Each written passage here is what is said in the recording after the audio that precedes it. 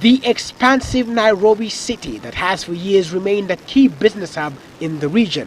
It has drawn attention to itself as the investment nucleus of East and Central Africa.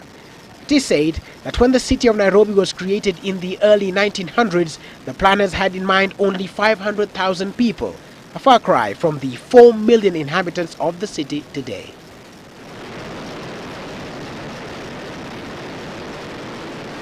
In most parts of the city, expansive apartments are being put in place, and thus one would have a sense that real estate is alive within the city and by extension across the nation.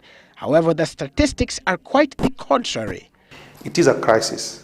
We are actually dealing with a housing crisis in Kenya, where a majority of people are unable to afford or access decent shelter.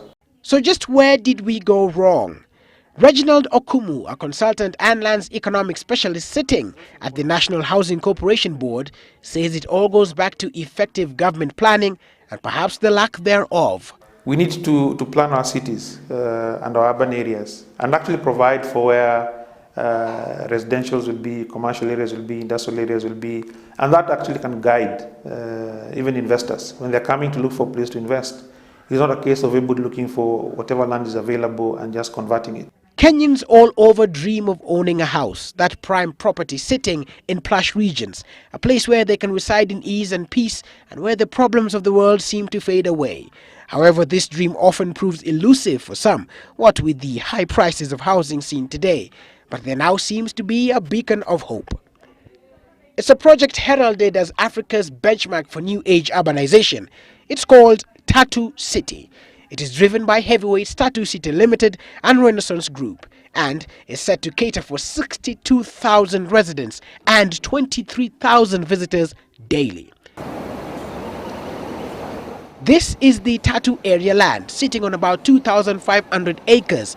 Now on face value it looks like just another parcel of land, but it is set to transform lives from this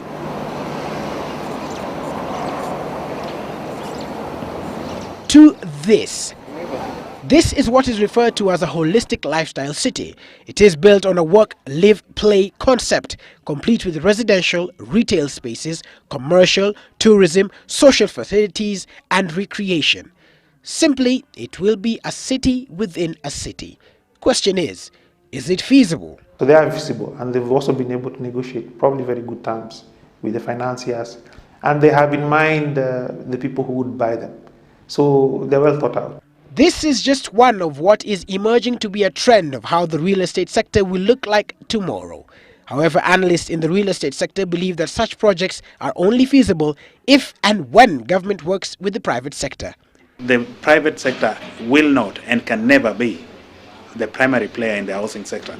The minute you do that, then what you do is that you have housing that is out of reach for more than half of the population. The ambitious project is set to kick off and be completed within a 10-year span, with the first residence and business expected to take occupancy in 2012. All in all, in the future, it seems techno cities are the way to go.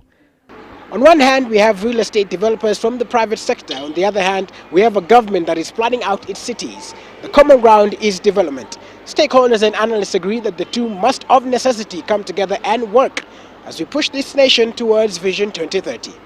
Willis Raburu, Sunday Live.